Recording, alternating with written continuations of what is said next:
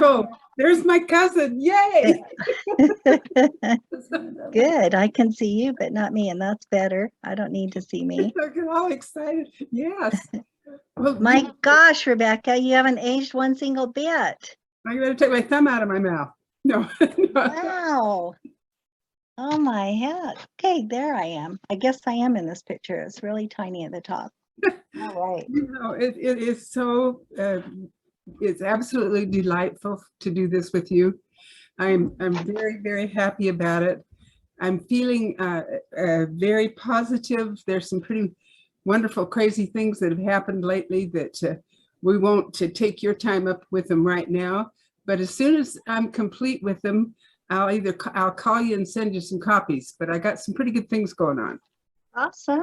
Good. All right. I'm still out of the picture. Yeah. Okay. You're sitting down so far, honey, that your head only comes up about 1/3 of the way into the picture. Yeah, that's what I'm just thinking. Let me see if I can figure this out. Sorry again. Just get yourself a pillow to sit on.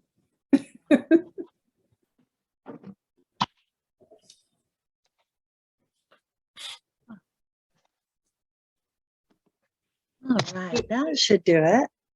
The particular reason that the timing of this is so important, we are currently doing something that is quite magnificent in relationship to the congressional laws of the United States. And I'll get you on the details of them later when I'm not using up your time. But it's quite exciting. There are some congressional laws that we've been taught all our life that never happened in their lives. And we're going to prove them. And we've got a Congress, an attorney, a congressional attorney, working with us to do that. Awesome. So that's amazing. Sounds really good. Sorry again, trying to still get this somehow. Yeah, and when we get that complete, I'll send you a copy of it so that you can use it as well. Okay. Now, the thing that I wanted particularly, what we're hammering home right now, is the hell, the heartache, the heartbreak, the poverty, the pain of living polygamy. And you have written a book and you've done an awful lot of good. And I want to promote your book, but I also want to use that magnificent mind of yours. I want to go back and explain to people, what is it that ripped at your heart and soul to make you take a stand against something that most of us were terrified to take a stand against? Wow, that's a huge question, Rebecca. There were many, many things, and I didn't get started from when I was a little girl and saw my mother's sadness all the time, my mom being the first of Dad's 13 wives. And it seems to me like she was just crying all the time. She was either gone to work or her face in a book so she could escape her torment, or she was sad. She'd go in her room and cry a lot, and then she'd come out and try to put on that happy smile that was required of her. And then she'd tell me that it was her fault, that, it wasn't polygamy that was wrong. It was her fault that she was not a worthy person, or that she had feelings, or that she was jealous, or that she was mad. And, she's the one that's inadequate. And so don't blame polygamy for this. And so I watched her sadness most of my whole life, even into adulthood. But she taught me, well, suffer and endure to the end, so your blessings will be greater in heaven.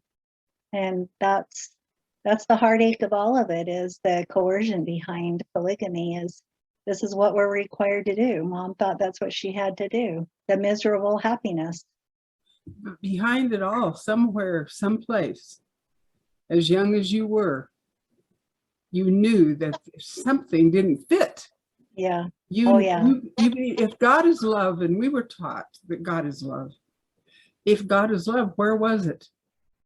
Where was it in our childhood? Right. Where was it for our moms?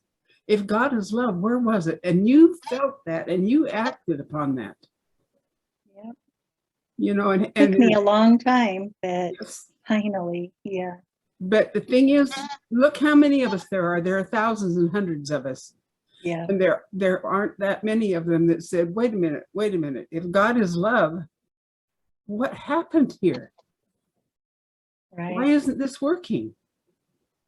I remember always questioning not just mom's sadness, but everything. It was like, how can this be right? How can this be fair? How can we be racist? How can we think that we're the only few people that God loves? Is out of billions and billions of children all over the world, we're just this few little handful that God is going to save if we live polygamy and get to heaven. And there was just hardly anything that made any sense, but I was a conforming child. Do what your parents say and just go by what they tell you to do. And that's what I did for so many years, even though I felt inside of me that it was wrong, just crazy wrong. But somewhere, someplace along the way, you decided to not conform. Well, Was I it? conformed for way too many years. I bought into it. And even as a teen, I remember not wanting to live polygamy, and I didn't want to share my husband with anybody. And yet I knew I needed to, or believed I had to, from the teachings and the indoctrination. And so it was gut-wrenching, and especially when my husband, who also felt the same way I did, he claimed he didn't want to live it, but we believed we had to. And so he's looking at all these other young girls and courting and dating, and we're talking about this and how we have to get, we have to do this in order to get to heaven, and in order to have our children in heaven with us. And boy, that's the clincher right there too. So I'm like, okay, I better get with it and help him find another wife, and that kind of feeling. And oh my gosh, it just rips at your guts. The wedding,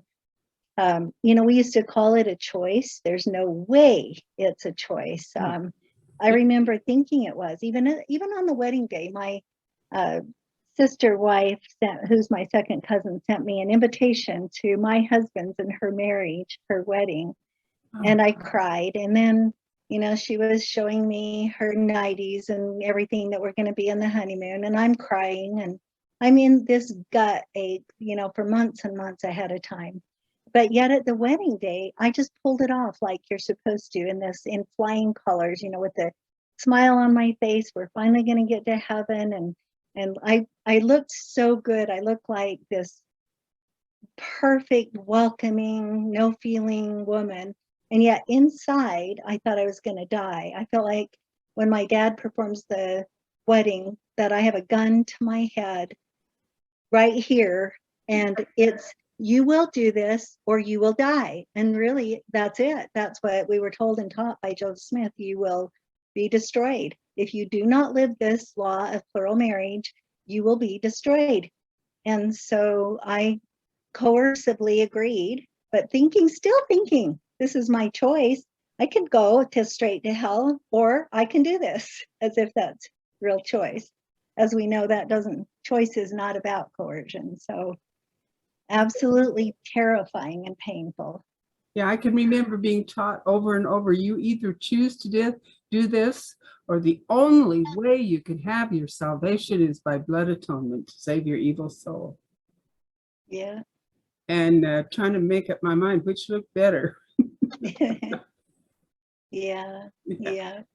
But the point is that somewhere, someplace, somehow, you reached a point where you said, this is illogical. If God is love, where is it? What happened to me? Why am I just a number? Right. Why am I just a breeding stock number?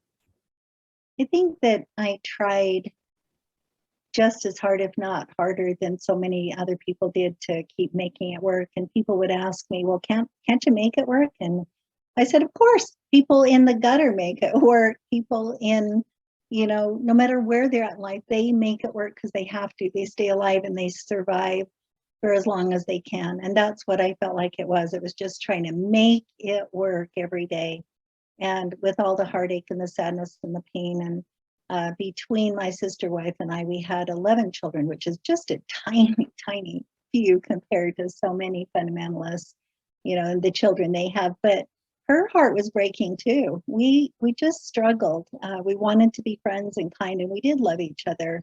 She was my second cousin, and I, wanted her to be part of our family because of the belief system. But as time went on, I just kept finding more and more and more that just did not make sense. There was no way that the doctrine was true, and the clincher for me, the overall thing after all those years of living polygamy, I was in that marriage for 30 years. The whole time, the clincher for me was that when I was a little girl, that feeling I told you I had of things being wrong, there were two men in particular, other men that came later, that were just gave me the creeps. They made me sick to my stomach every time I was around them. Every time I had to listen to them at church or hear their voice, I just felt sick, and I couldn't identify or pinpoint. But as I'm growing older, I realized, also backing up, my parents would always tell me, you need to fast and pray, and you need to get a better feeling about them because they've been called of God. God called them to be on the council. God told, they're good men. And I just think, well, something must be wrong with me then. And that was that God, the dichotomous God that, well, he's punishing me and I'm the one that's crazy and blah, blah, blah. But the truth comes out later that they had both been sexually molesting their own children, as well as many others in the group and others everywhere they could and however they could. I need to be careful with that because I don't know how many in details, but I know there were many, and the truth came out. And I'm like, Dad, I thought you told me these men are called of God. If that was the case, then why would God, a loving God, as you said, ever do that in the first place? And why would you, and as a polygamous leader, as the prophet, why would Uncle Rulon as the prophet, why would Joseph Messer and all these men not know that and have the word of, revelation or whatever that you claim you get from God? And I think that was the final straw for me. There were so many things, but that was the main thing, is the perversion and the sexual deviance. And oh my word! And since I've left, I find out there's no end to it. What I went through as a child is nothing compared to what so many went through. That's very true. The sexual molestation is so extensive. Very, very few people realize how extensive it is. Yeah. I think one of those dear, sweet brethren that you're mentioning was once my brother-in-law. So yes, I do understand. Yeah. Oh yeah. I wish I didn't, as far as the pain is concerned, but it gave me a sense of compassion and benevolence for other people that walk that path too far to do anything about it. Mm-hmm. And I thank God for that. But I really admire what you did, because you were basically, here you are, the daughter of the prophet, in a very key position where everybody's looking at you as a representation of the family you came from and an example for God. And I'm sure biting your lip on every corner, hoping you don't speak wrong. And I really want you to know that you're a blessing, see, in more ways than you know. It takes a great deal of courage to stand up to your heritage, your family, your religious upbringing, and everything else to meet the convictions in your heart. That's not easy. Right. So in my book, you get the Blue Ribbon Trophy. Thank you. Thanks a bunch. And I'm really proud of you, because you've done wonderful work. You've had compassion for other people that walked in your shoes. You've been kind, you've been benevolent and truly sweet. And you're really an honestly wonderful example. And I wanted so much to let people know about you and let people know about your book. And I wanted to let people know some of what you went through to be able to get this courage and this determination and this set of a true heart with human compassion to step into it, to stand by it, to hold it up and to help others do the same. That's pretty wonderful, Kristyn. Thank you. It's When pretty. I was really active in the Allred group, in the AUB group for all those years. And I do remember thinking that I had to be the example. In fact, Mom put that on me a lot. Well, you're the daughter of a prophet, so you better be a good example in Right. everything you do and everything you say. And the patriarchal blessings, clinch you into that too, that you got all this royal blood and you're better and blah, blah. And so Yeah. I tried for so long, but as things were breaking down and more truths and lies were coming out. And so when I finally divorced, I had left the group, the belief system, long before I divorced. I loved my husband and I wanted to stay. And I loved my sister wife and all of our kids. I helped raise them while she worked. And so when it was all done, it was really hard to break up a family. We had created a family, and even though we weren't close, it was really our family, and it was something I wanted to keep together. So I tried that for a long time. It wasn't working. It was like, now I don't believe in polygamy anymore. And my husband's got more like, it felt like the other woman or the mistress or whatever. Right. And I'm sure she felt that way a lot too. But after I finally left after a third woman came into the picture. And in my book, people can see or read about that. I stayed way too long. I just wanted to slap the snot out of me for staying so long. I couldn't believe it. Oh my word, in rereading it. But I met my most precious, amazing husband through his daughter introduced us. And we've been together almost 15 years. But when we moved to Southern Utah, where I got my bachelor's degree in my teaching degree, I'd written my book and I started hearing from everybody was coming out of the woodwork, and I was speaking to my book. And I thought, like I said to you, nobody knew how many thousands of other hundreds of people had been through the same kind of heartache who'd left. Sorry about that.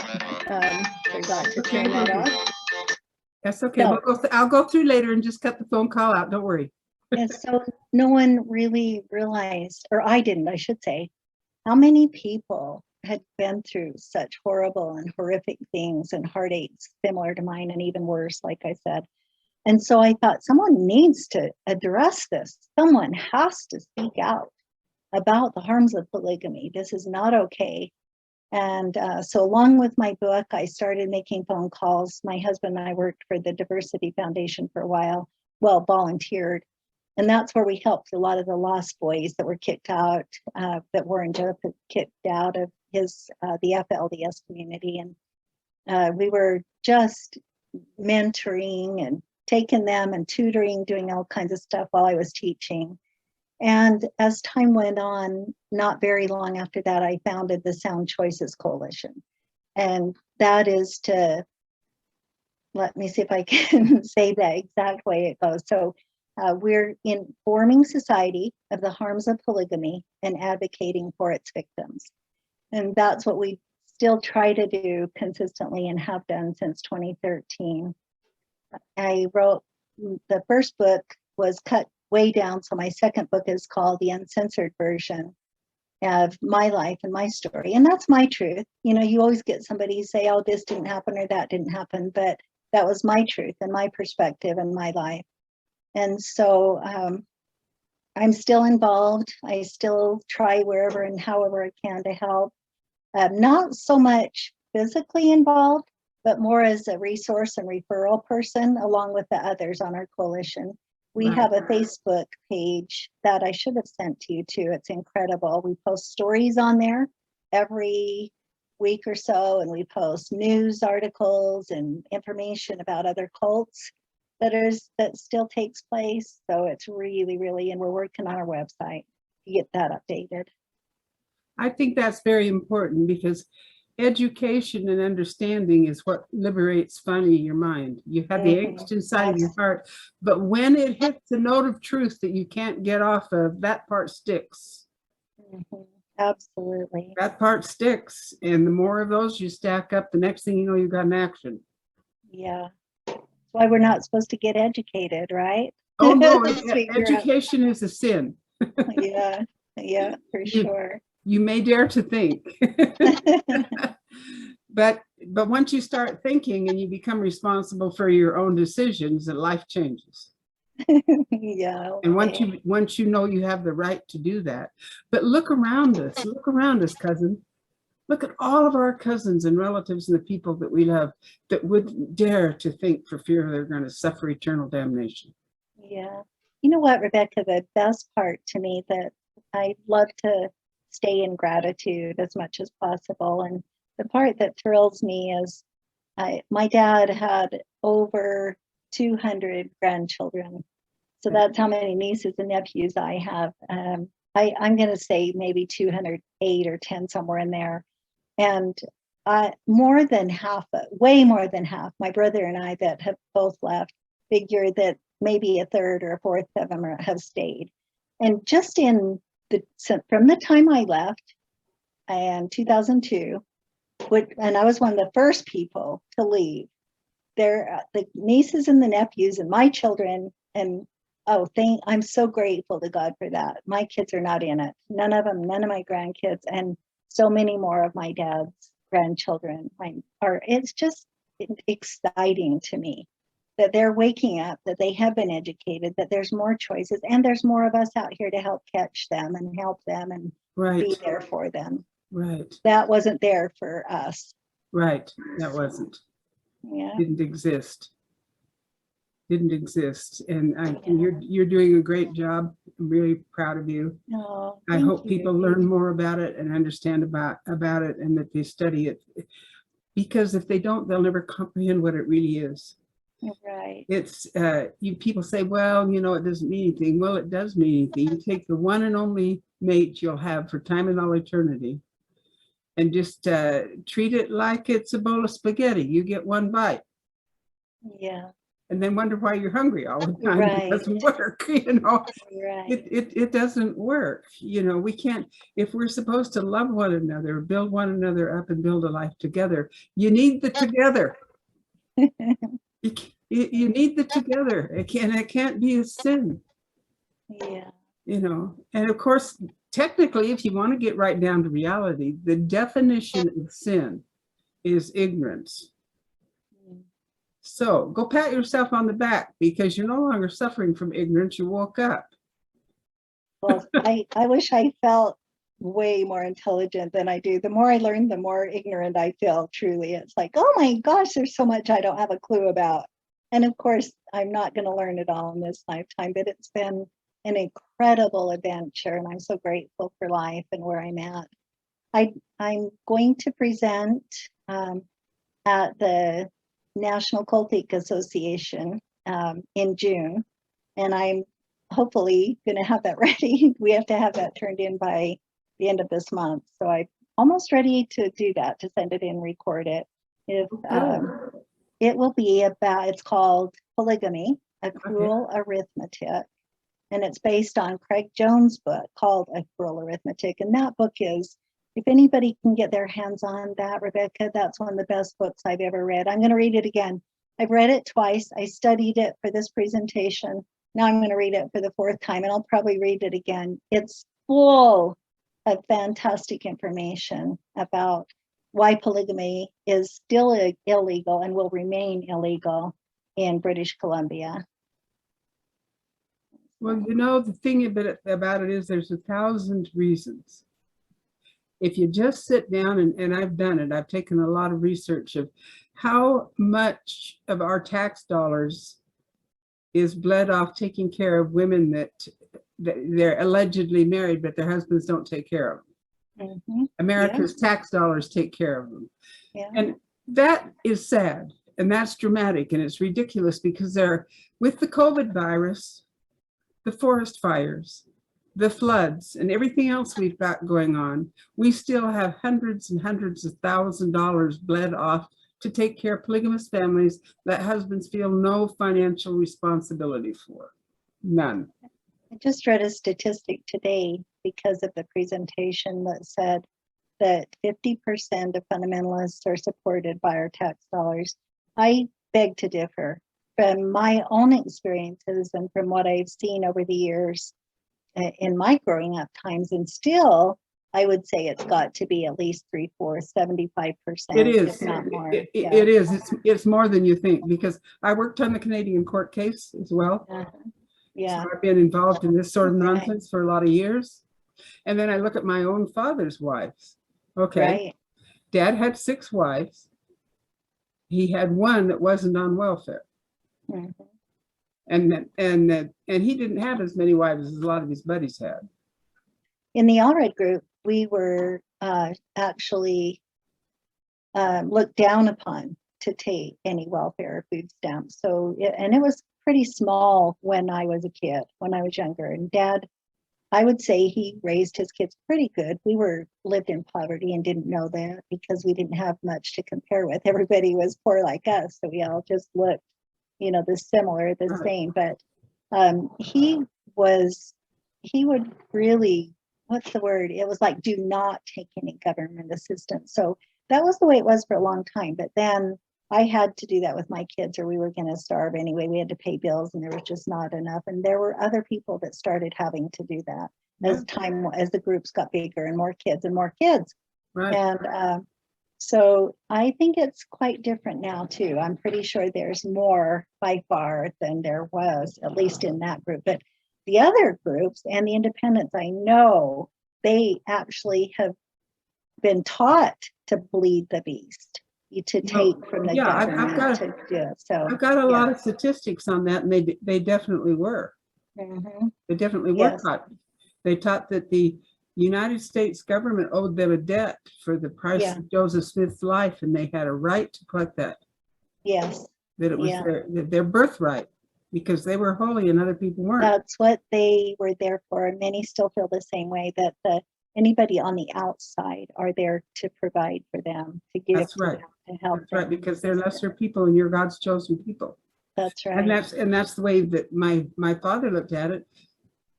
Dad went to prison in 1944 with Uncle Riddle and everybody else we knew then.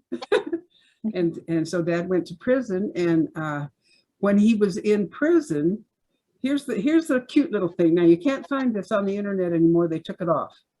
They took it off since recently the LDS Church decided to decriminalize polygamy. They didn't want that on the internet so people could see it. But in 1944, Fred Cleveland, who was in prison with everybody else, had a 6-week-old baby he had contracted out in marriage to David Darger. That's my ex-father-in-law.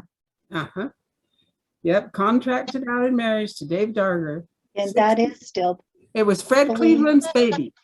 Yes. It was Fred Cleveland's baby. And then they say, well, women have choice. What choice did that baby have? She couldn't even speak a word yet. Thank goodness the mother ditched and divorced him and took off. Thank goodness. But that was on his records. And I remember one of my friends who did her thesis, and she called it the 1953 police action. And that's what she found in all the records, was that's one of the charges against him besides trafficking. Right. And the crazy thing about it is, Dad's child bride escaped to go back and live with her aunt, and she had 5 little kids.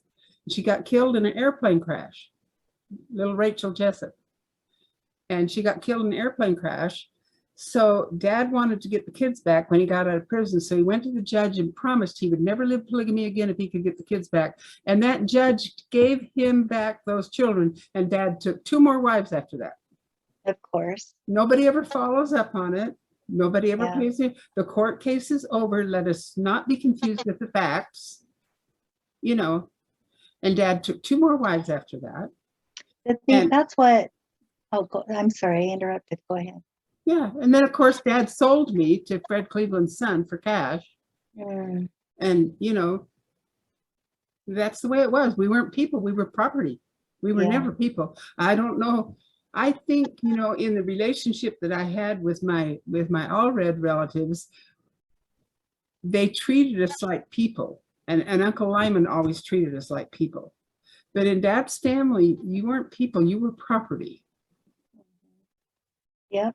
And It's true. It's in so many situations like that where, depending on what families and who and where you are, but my son, yesterday, I had him listen to the presentation with my husband and my daughter, and, to practice with them. And he asked me the question at the end, and he said, well, why do we have laws against polygamy when polygamists are going to do it anyway? Like you just barely said, they're going to hide out, they're going to go, they're going to do it. And they always have.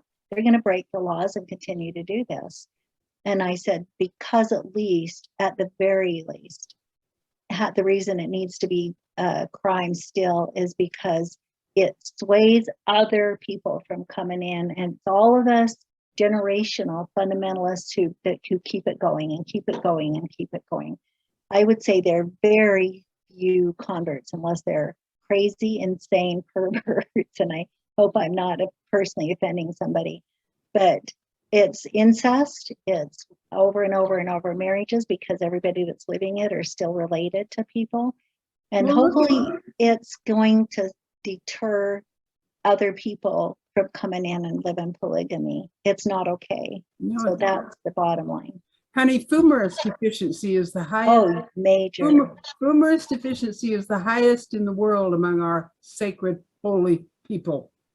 Oh, hey, guess what? Also, there's a new one called GANS. I don't know if you've heard of it, Rebecca. It's in the All Red group now, really big. And they say that it's the all red blood marrying all red blood, the second, third, fourth generations, now that they've been intermarrying, which they didn't do for years and years when I was a kid. And then they started intermarrying, and it's pretty big and it's horrible. It's really bad. And then, of course, the Kingstons, we know, have all kinds of horrible birth defects and infant death. It's horrible. Well, the fumarate deficiency is the highest that we have record of among our holy people. Probably, that was found in the FLDS community between the Barlow Jessups. And this one is found mostly in the All Red group, and it's really high too. I'm sure they're still doing a lot more research and studies. But of course, the women that are having these babies with the birth defects are covering it up and not talking about it. And they don't want it to, make them and their polygamy look bad. They get blamed for it. The mothers get blamed for it. I've seen that. Well, she said, the one I know in particular, who's a second or third cousin, it has the mentality that it's God's will, and she's not going to stop having kids. She has, I believe, 3. The one I'm familiar with personally, there's many more. She has 3 out of 4 children that have this horrible birth defect. And she's just going to keep on having children because it's God's will. And there's that attitude as well, that, well, if God didn't want it to happen, it wouldn't. If God wants it to, it will. And it's just heartbreaking. Can you send me some information on that? I don't think I have it. I wasn't aware of that, but I am very, very well of the fumarate deficiency because I've seen a lot of it. I've seen a lot of the very, very sad results. It just tears your heart out. Yeah. It does. It's heartbreaking. It is very, very sad. And, God didn't have anything to do with wanting those children to come forward in deformed bodies. That's pretty pathetic. It is. It's just pretty pathetic. Hold on just a minute. Okay.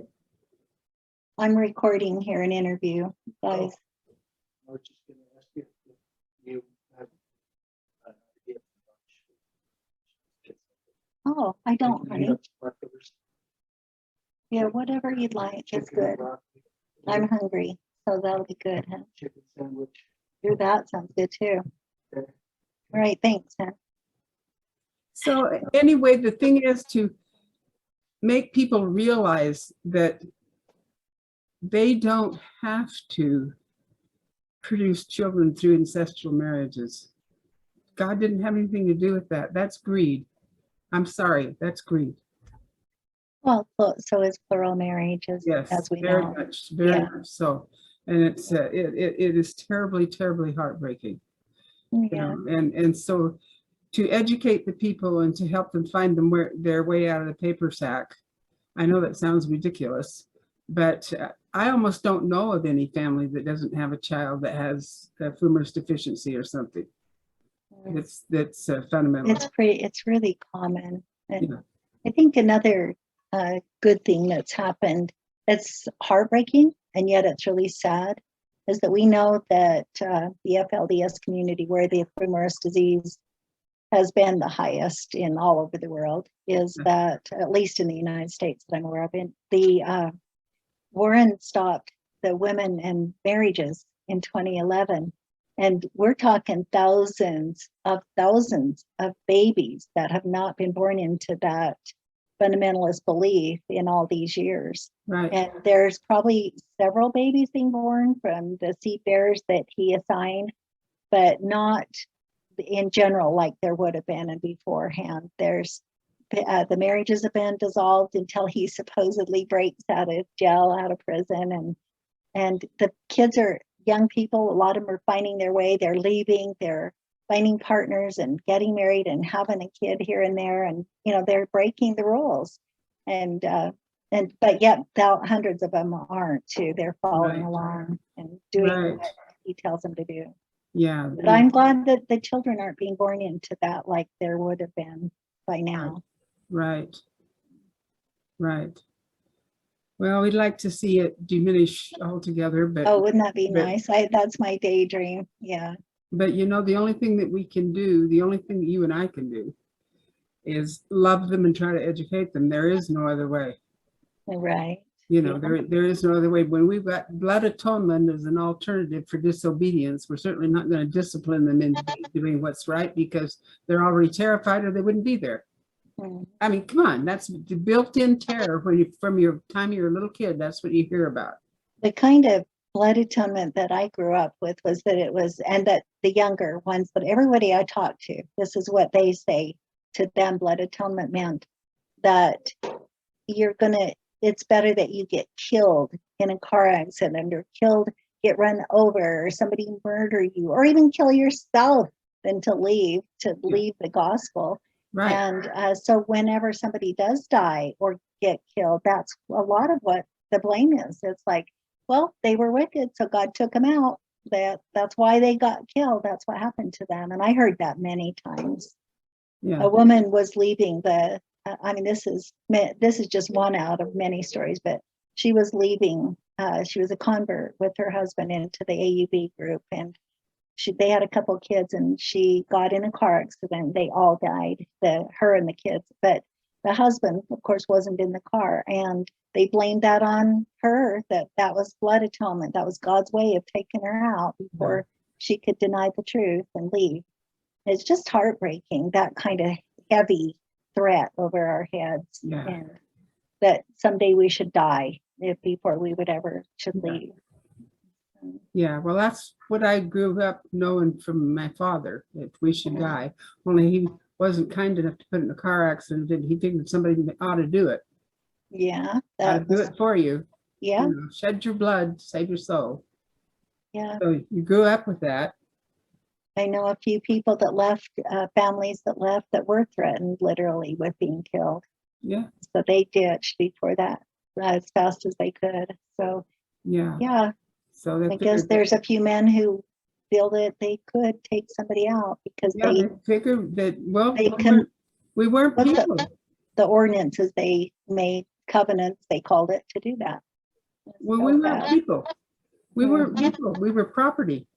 Yeah. We were never people. We were property. Taking away human rights is the sad part. Yes. We belonged to somebody else. We didn't have a life that we could choose. Yeah. We were property. Yeah. And both you and I know what that means. And then we were property fortified by terror, blood atonement, eternal damnation. Oh, that was my biggie. I was never going to be good enough. I was never going to have my kids with me in heaven. And that eternal damnation was the one, probably the heaviest over my head. Yeah. And all of us felt that way. The depression, everybody around me, all the women and me, and we were so depressed, and yet we had to hide that and act like we were all so happy. Right. And everything's so wonderful. we're all, this is so happy. This is our choice. Well, You know, it was pathetic. that's the way we grew up. All right. I'm Yes. really proud of what you're doing. And sometime, you know, something else comes around that's a little new and you want to update me, we'll do it again. Okay. All righty. And I really appreciate what you're doing. I admire you and love you bunches. And I'm a silly girl. I already had one of your books before you sent me that one to send to Doris. So I'm going to send you back the second one. I'm going to send you a little check. I'm going to put a little extra in it so you and your hubby can go out and have ice cream or something. Oh, you're a sweetheart. You can just pass it on to someone else if you want to. Are you sure about that? Oh, you bet. Absolutely. Well, you know, the thing is that I think of you often, and I'm really, really proud of you. At least, I think, now I'm guessing, I don't know, but I think about the hell you went through and how hard it was. At least my dad was not the prophet. Mhm. And forgive me, but to me, my dad was so darn ornery. He was always that jailbird that got out of prison. My dad was really ornery. So I didn't equate him with a prophet. He would swear, he would yell, my dad was really and scary when I was a little kid, really scary. Wasn't he an alcoholic? Yeah, among other things. That adds to it. That does. Sure. That adds to the grouchy mean. Yeah. Amen. Yeah, he drank a lot. He beat my brother Roger with a 2x4 till he almost broke his legs. When dad was drunk, he was nuts. So I never thought of dad as a prophet. He was always scary. Yeah. So That's so sad. I think it's easier to break away from terror than it is holiness. So I bow to you. Oh, don't do that. Oh, you're a sweetheart. You know. It's been good to visit with you again. You know, so anyway, I love you and appreciate you. And if something comes out that there's something I can do to help promote something you're doing or something, we will do this again.